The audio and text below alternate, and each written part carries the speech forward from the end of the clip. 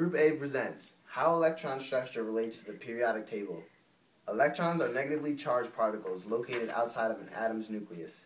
All electrons have the same electric charge of -1.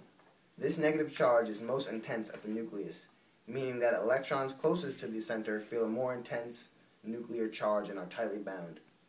This negative charge lessens in intensity with an increased distance from the atom center. Atoms can be gained, lost, or shared among atoms and are directly involved with the chemical reactions. The number of electrons is the same as the atomic number, or amount of protons in a neutrally charged atom before any chemical reaction has taken place. An atom's chemical structure relies on its electrons because they determine which elements can combine depending on reactivity. The electrons that travel on an element's outermost shell, the valence shell, are called valence electrons. These electrons are the ones primarily involved with the chemical reactions among atoms, traveling from left to right on the periodic table. The groups of elements farther to the right have a greater number of valence electrons. Alkali metals, the first group of elements, have only one valence electron.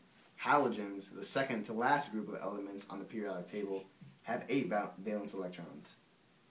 The group of elements farthest to the right, noble gases, have a full valence shell, making them chemically non-reactive. Alkali metals and halogens, on the other hand, are the most reactive. This is because alkali metals have only one electron in their valence shell, while halogens are one electron away from completing their valence shell, as mentioned before. These properties make these groups the most reactive and explains their placement on the periodic table. The atoms and elements also have shells with energy levels where the electrons travel. These shells are also known as orbitals or electron clouds. The energy levels are split into sublevels or subshells called S, D, P, and F, named after their distinctive shapes. Whichever shell the electron is placed in determines the chemical behavior of that particular element. On the periodic table, each element of a specific group shares a certain number of electrons in a particular subshell.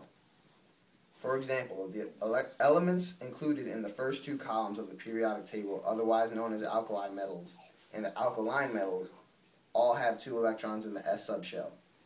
Each group of elements has its own pattern of how many electrons are located in each subshell.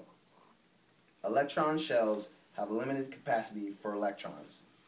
The first shell can have only 2 electrons, and the second can have 8, the third can have 18, and the fourth can have 32. Electrons would need to fill the first shell before moving it to another. If too many negatively charged particles share one shell, the atom will add it to the new shell. Bigger atoms with a greater atomic number distribute their electrons in this manner. The distribution of electrons in these shells is also as electron configuration. This process involves the use of quantum numbers. Quantum numbers determine the dimensions in which an atom's electrons can be found. The first number determines the energy level, the second is the sublevel, the third is the orientation of that sublevel, and the fourth describes how many electrons can be found in a particular area. In the 1920s, scientists decided that electrons do not simply orbit atoms, but that they could be located anywhere in a cloud-like region around the nucleus. This is where quantum numbers come into play.